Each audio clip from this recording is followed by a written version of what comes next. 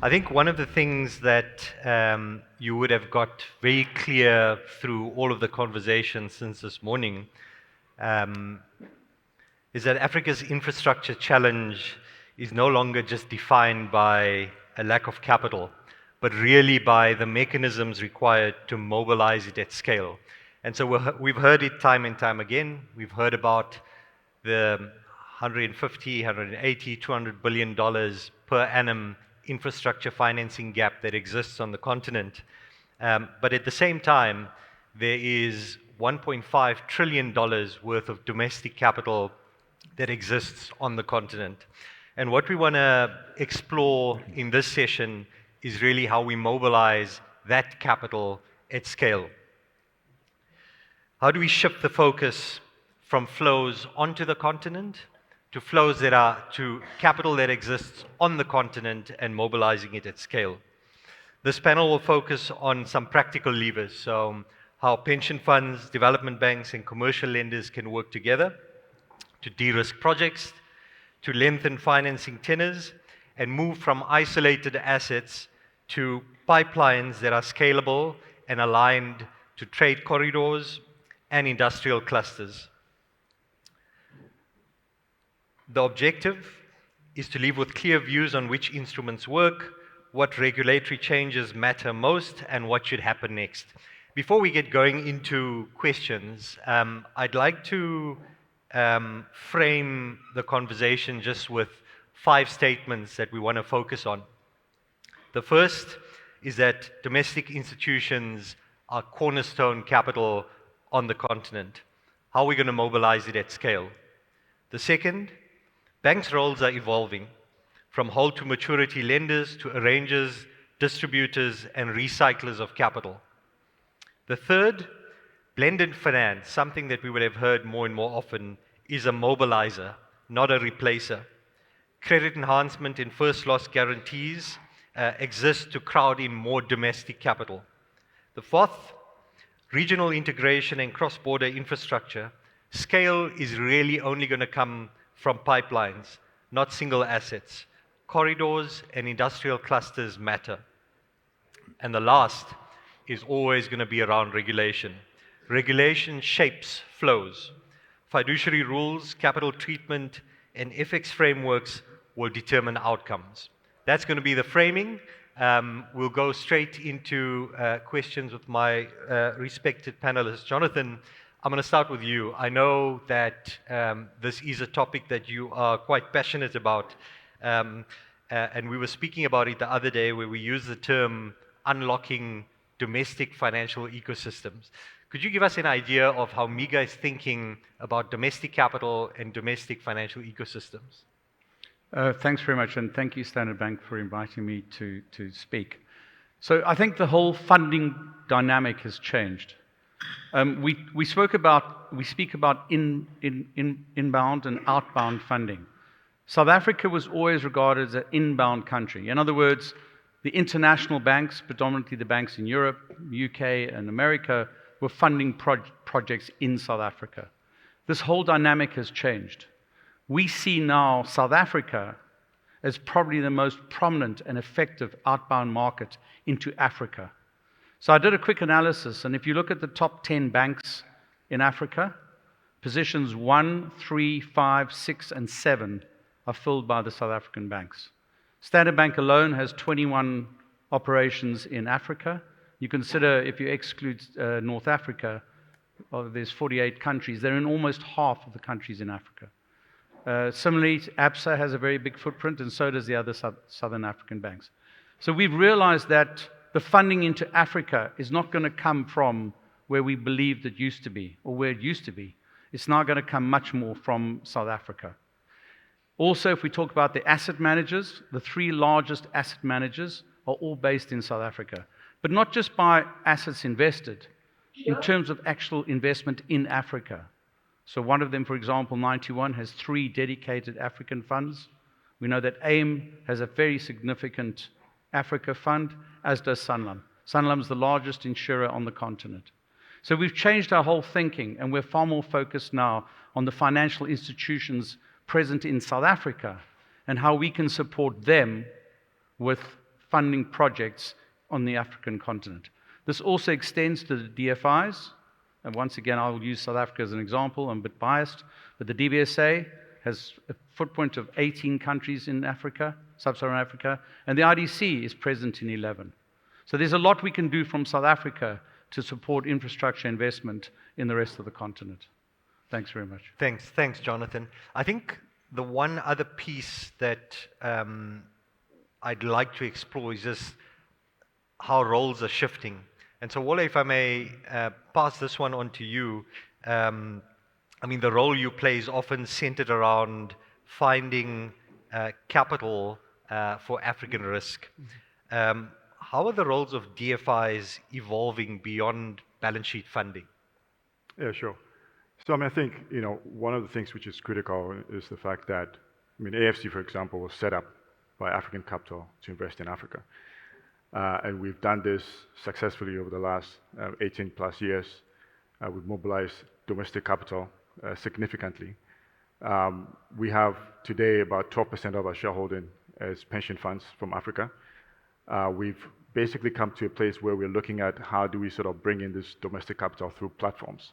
So one way we pride ourselves is the fact that AFC itself is a platform where we can bring in domestic capital into that platform. We're setting up other sort of platforms. So we have a renewables platform. Today, we have about 1.3 gigawatts of renewable assets, operational assets, and we have another pipeline of about close to 13 gigawatts of renewable assets. We're also creating an industrial zones platform through Arise IIP that we currently own. We started off in Gabon, and that has basically scaled up into about 12 African countries. We also have an asset management company today that we're basically raising a fund for, which is an infrastructure crisis resilient fund, which effectively is going to be co-funding with AFC into climate resilient projects and using a blended finance structure. And with that, we're able to crowd in pension funds. We're looking at a vehicle that allows for us to bring in local Nigerian pension funds into that vehicle to be able to make investments. The other way that we're also looking at it, we've, for example, invested in InfraCredit, using InfraCredit as a guarantee vehicle that allows for us to crowd in local pension funds to be able to match the assets for infrastructure investments. And we're trying to replicate that also with another company in Kenya called Damana. Now, obviously, trying to get and to mobilize at scale in Africa has not always been the easiest.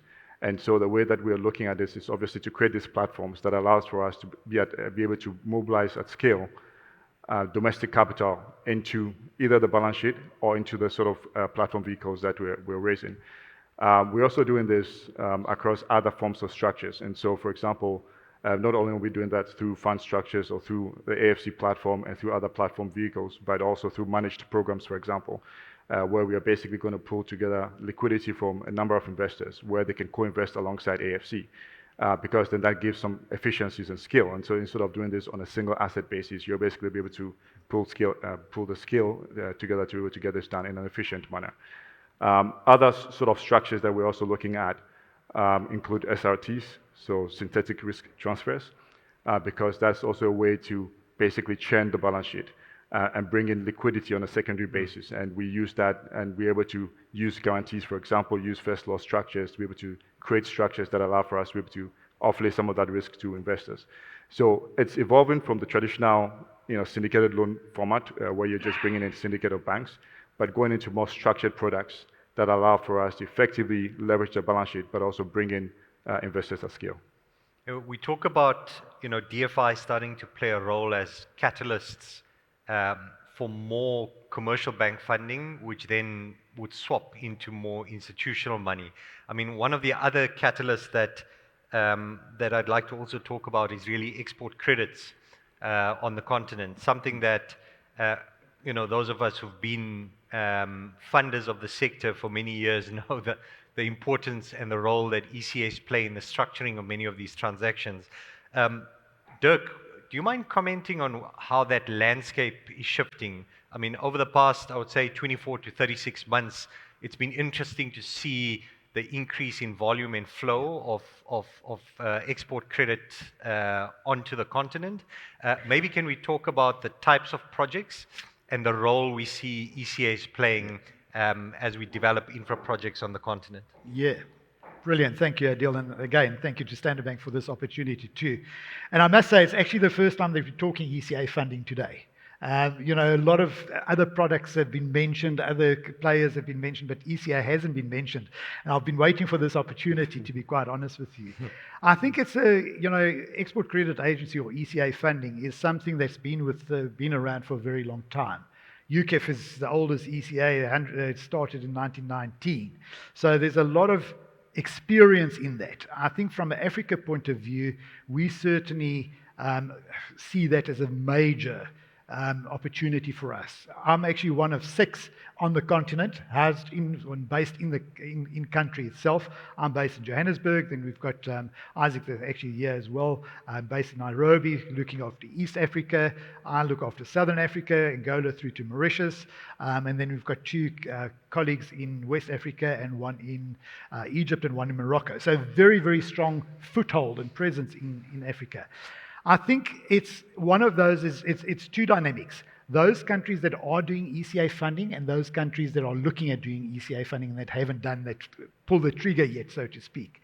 Where we have been very successful, and I'll focus on Southern Africa itself by way of example, we've been very successful in Angola, committed and out of the door around about £1.8 billion. And talking about infrastructure projects, it's any and every infrastructure project itself. We're currently busy with the Cabinda Airport. We've done several hospitals, and it's heartwarming to see the hospitals and the mortality risk and rate that's fallen to 0 in the mother and child hospital, etc. But then also transmission lines, roads, infrastructure. Cabinda in Benguela province, we've done 26 sub-projects, and it's wastewater management, where there were massive deaths on people drowning when there's floods, etc. So it's very varied. From a UK point of view, we can enter into any project other than fossil fuels. We don't do any fossil fuels, so LNG, coal, etc. is out for us. But what we do, obviously, as an export credit agency, you follow the UK supply chain. Because it is tight funding at the end of the day, our requirement is 20% as a minimum. Some countries where we full on cover, etc., it runs about 30 to 40%.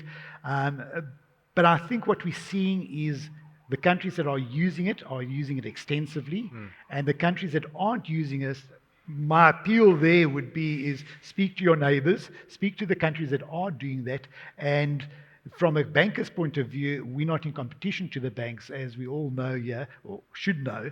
We're complementary to the banking industry. We obviously credit enhance it, where we bring in the AA credit rating from the UK government. Other ECAs will bring in their government ratings, etc. We enhance it. Risk-weighted assets are reduced. We believe it should be 0, but it's not. But we should, that's a discussion for another day. We're very happy to go to the central bank in Southern Africa and go and present our cases with the banks. It's there, and then the big thing is we extend the tenor. We can go up to normal infrastructure 15 years plus construction period, renewables 22 years plus construction period. So there's a real incentive to look at these as alternative structures or funding structures and mechanisms. It's commercial funding. It's not grant funding or anything, but it's commercial funding at very attractive rate and longer tenors. Thanks, Dirk. I mean, we've touched on a few of the mechanisms that can create velocity in pooling more and more domestic capital. I think the one theme that was also recurring through the conversations this morning is how important regional integration is and how important regulatory environments are. George, if I can shift over to you for a moment. I mean, we spoke about products that MIGA offer. We spoke about AFC and some of the platforms, and we spoke about ECAs. Obviously, none of this means anything unless we've got regulatory environments that are enabling. from your lens, could you comment on what you would see as the most urgent regulatory shifts that need to happen on the continent to drive more cross-border integration? Thank you very much. Let me join to appreciate my fellow panelists and also for Standard Bank for convening this. I'm representing the Commissioner, Her Excellency Lerato Mataboge, Commissioner for Infrastructure and Energy in the African Union Commission. My name is George Aoko, PIDA Coordinator. I think I want to join my fellow panelists to say that two things. One, Africa is not short of resources in terms of finances, because the financial sector in Africa has really grown over the years.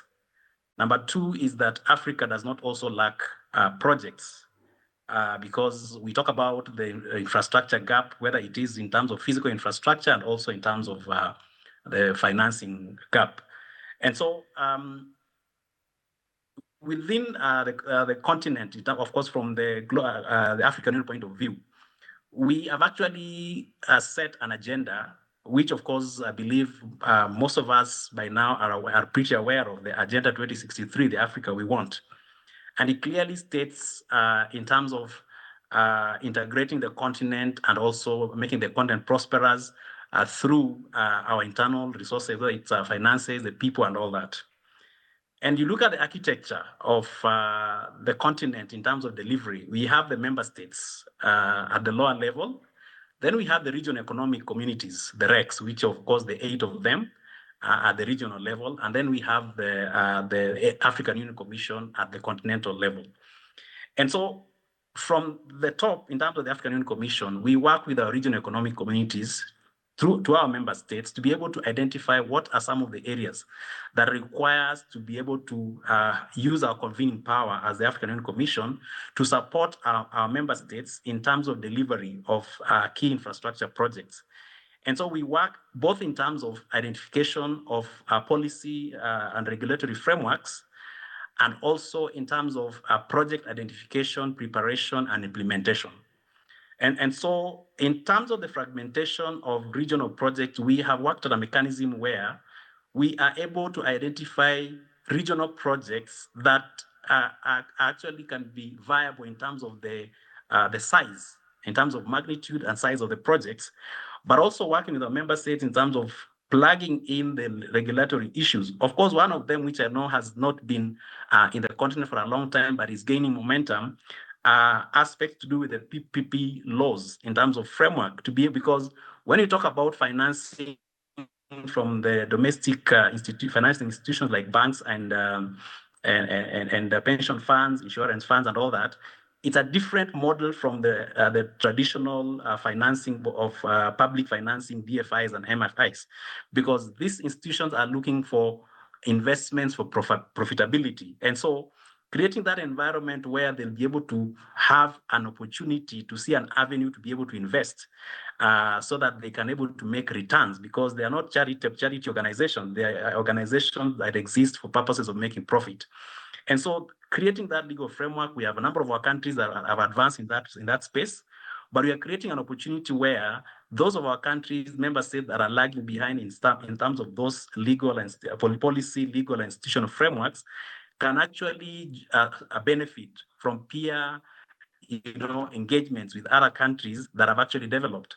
And that is something that we are working within the infrastructure space as the Department of Infrastructure, so that we are able to attract more of this domestic financing to support and be able to plug in our infrastructure gap. So I think that is exactly what we are working on with our regional economic communities and also with our member states, to be able to create an environment where the domestic financing institution feel some level of comfort to be able to see that the environment is conducive and the projects are there, the pipeline of projects are there that they can actually seek to be involved in and finance, so that we can actually use that domestic financing that is there but has not been tapped. Thanks. Thank you, George. Jonathan, I'd like to come back to you again. We speak about scale and we speak about moving away from single projects to pipelines. And we often talk about the only unlock to that being a lot more programmatic in approach. Would you care to share some of your thoughts on how your institution is actively pursuing programmatic approaches to project delivery? So there's two dynamics here. MIGA has recently innovated in terms of its what's called non-honoring product. So it's created something called a non-honoring credit substitution instrument. At this stage, it's at the sovereign level. And what they've done is they've created a structure which has a first and second loss. So to be able to be eligible for non-honoring as opposed to PRI, political risk insurance, you need to be double B minus and above rated. And this is a MIGA rating. This is not one of the sort of standard ratings. So a lot of countries, as you can imagine, in Africa are not double B minus. In fact, I think there's probably now 6, maybe 7 that are double B minus and above, maybe 6. So what we've done through this layering, this first loss and second loss, is we've effectively pierced that ceiling. And we're talking about going as low as B minus, which is 3 below double B minus. So you're now bringing in a lot more countries which become eligible for non-honoring. The first loss is going to be covered by the World Bank, by IBRD, through effectively normal indemnity-based support. And then the second loss will be MIGA. Now, MIGA doesn't ask for indemnity from governments. So we cover 90% of loans without an indemnity agreement, as opposed to the IBRD, which requires indemnity. So I think that's one of the dynamics. We're now going to start taking that down to the sub-sovereign level, because sovereign is obviously important, but we want to now start looking at the sub-sovereign. So in that context, there is a transmission facility or transmission program called ARTIF, which is a $1.4 billion facility, which is to support transmission infrastructure in the SAP, the South African Power Pool. Now, the issue you have in SAP is there are 12 members, but only 3 of those are double B minus and above. But what we're trying to do through this kind of structuring, it has a slightly different structure to the first loss, second loss, in the sense that it has its own inherent first and second loss. It's for us to be able to bring non-honoring at what we call the senior tranche to cover all 12 countries. So that's what we mean by a programmatic approach. We're bringing an opportunity to a far greater funding program, once again, to cover infrastructure. And effectively what you start doing there is creating, a lot more eligible markets and automatically many more eligible projects that are going to attract capital. Dirk, again, when we think about export credit, particularly in its in the sense we work with it every day, it's largely a product that we apply on a project by project basis. I'm wondering, as we talk about platforms and we talk about scale, does the role for ECA start shifting, and if so, what does it look like? Yeah, so good question. And again, the mandates of the OECD ECAs are fairly limited and restricted. So, from a UK point of view, again, we're trying to be as innovative and as out there as possible. Having said that, we're still very focused on project base at this point of time. And there's a couple of reasons for that. Obviously, you've got your ESG requirements, and depending on what the infrastructure project is, you've got to comply with that per product. We are looking at some on-lend type of structures. Now, we haven't done too many of those. I'll put it out there. I think we've done one in South America, if I'm not mistaken. But that is something that we could potentially look at and see how that goes. On-lend to the bank, take a risk on the bank, and then they on-lend there, maybe on a slightly more, but it is still project focused at this point of time. But other projects or products that we're trying to be innovative for is for your pre-feasibility funding structures, etc. And those are also something that one needs to try and look at. Through one of our projects, our products, EPSG, it's a loan. It's a 2-year loan after final drawdown, but it does allow the borrower to do his feasibility study and pre-feasibility studies there, etc. At this point of time, very much still project focus, and I think it will remain like that. But is there room for movement at the later stage? I think there is, and I think the ECAs are looking at ways of becoming more innovative from a product point of view. But at this stage, like I said, it's a fairly narrow mandate. Thanks, Dirk. I mean, Wole, again, just on the topic of scale, you mentioned some of the platforms that the AFC has been involved in. I want to tie that into, projects that you've been involved in that relate to cross-border or corridor financings, and what those structures look like that involve multiple geographies, large projects that span, port and rail and border crossing infrastructure. Are we seeing more and more of those type of financing start appearing on the continent? Yes, I mean, we're actively involved in a number of them. I mean, I think one of the audience was asking a question about Lobito Corridor. I mean, this is one that we are actively leading as a lead developer, working with the US and the EU governments alongside AFDB. And so we are basically developing that project. We put in some development funding and working through that. Obviously, this is going to open up the corridor between Angola, DRC, Zambia. And obviously, this is cutting across multiple jurisdictions. And so that obviously means that there has to be a lot of collaboration across the countries and ensuring that all the countries are in alignment across that value chain. There's one line which is a rehabilitation. We acted as a co-financial advisor for that. We raised about $750 million for that. Funding came from DFC, DBSA. And obviously now we're looking at the Greenfield project, which is going to open up that whole corridor, in terms of goods and services, but also more especially for the critical minerals routes along that and opening that border to the ports. We've also done a large-scale financing on the rail side from Kano, which is in the northern part of Nigeria, all the way to Niger. We raised about $1 billion last year for that rail infrastructure, which is currently ongoing. And then on the back of that, we're going to finance the rolling stock for that. But also that the ethos there is that it's going to open up that corridor between Niger and Nigeria. And then obviously there's going to be branch lines across that to create that integration across the regions. Thanks, Wole. I see I've just been flagged to also move to Q&A. If I could maybe just compress what we've been talking about over the past 30 minutes. I'd say the first piece is institutional distribution is going to be absolutely critical for us to drive scale.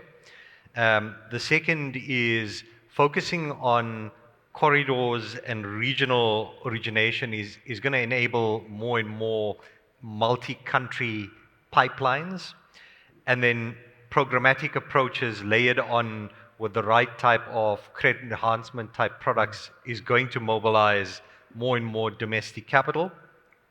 And the last is that, if I think specifically about commercial banks, is that the focus is going to evolve and shift more towards structuring platforms rather than originating and holding assets indefinitely. If I can park the discussion there for a moment and move to the floor for any questions for the last few minutes.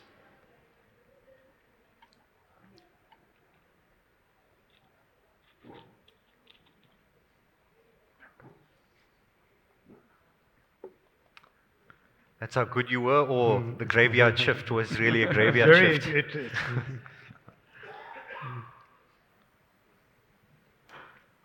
There seems to be a question in the back.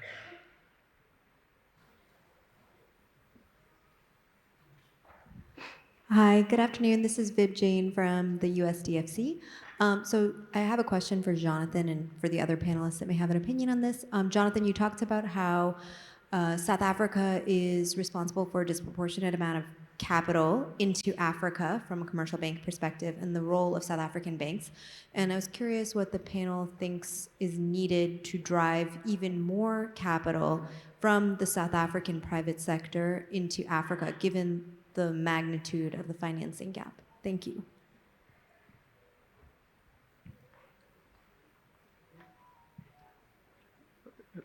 Sorry, to understand the question, you say how to drive more capital from South Africa into Africa. It's going to go back to that old issue we always deal with, is investable projects. It's still the biggest, drawback or hindrance to, significant funding, infrastructure funding in Africa.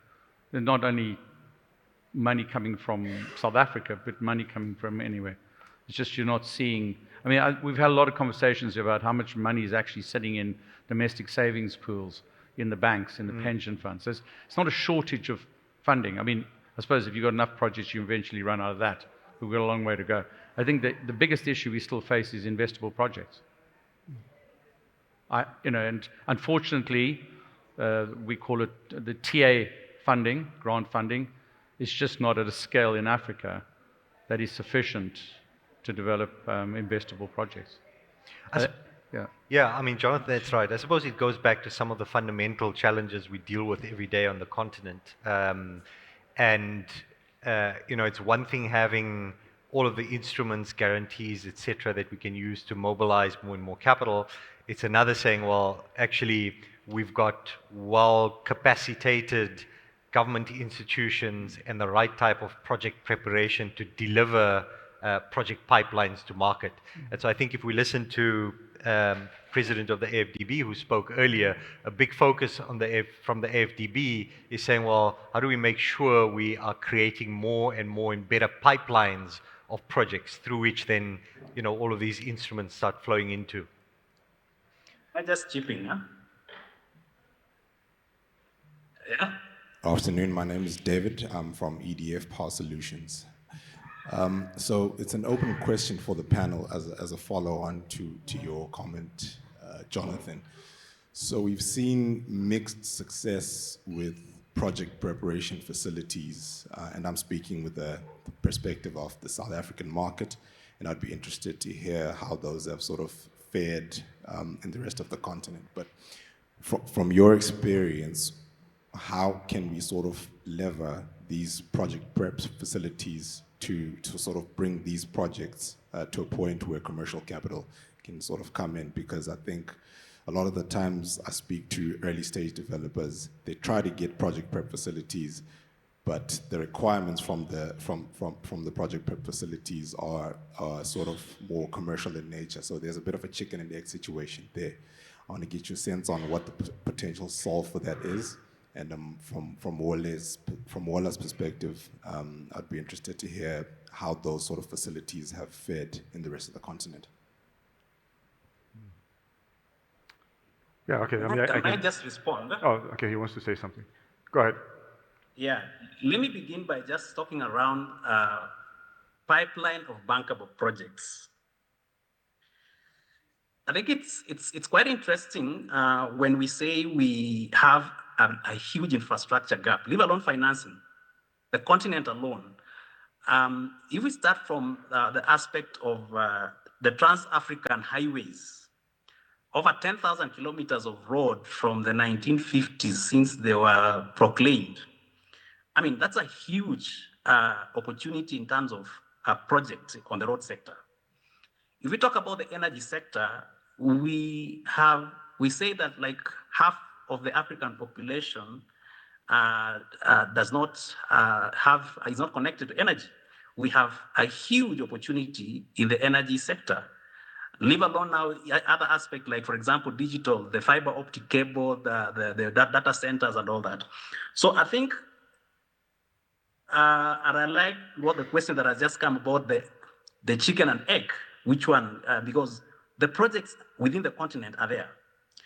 So that brings me to the second position around the project preparation, because I did mention that for the segment of the financing institutions we are looking at in terms of domestic financing institution, banks, pension funds and others, they are coming from the point of profitability. And this brings me to the concern around the architecture around project financing. Under project financing, which of course, for us to be able to draw domestic financing for the huge amount of infrastructure projects that we have in the continent, because we need roads, we need rail, we need ports, we need airports, we need energy, we need data. There are 4 components that we need to really debunk under the project financing architecture.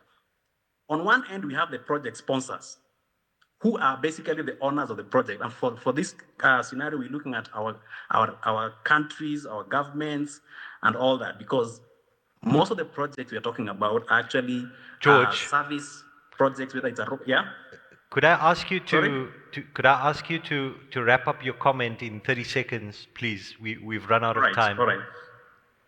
So basically, I'm saying that the issue of project preparation, for us to be able to have bankable projects, we need to address the issue of project preparation. Unfortunately, most of the institutions, our domestic institutions, are waiting towards the tail end when this process has gone. So what we are working on is having on board these institutions early into the project preparation process, and also if we can have what we call the seed capital for purposes of supporting the project preparation, so that it supports that pipeline of bankable projects to be able to then attract that financing that we need for projects. Thank you. George, thank you. Jonathan Wale, I know there was a question from the audience. If I could ask you to maybe deal with that offline. Okay, ladies and gentlemen, thank you for listening. Panelists, thank you for joining me this afternoon. I'll hand it back to Gugulethu. Thank you very much.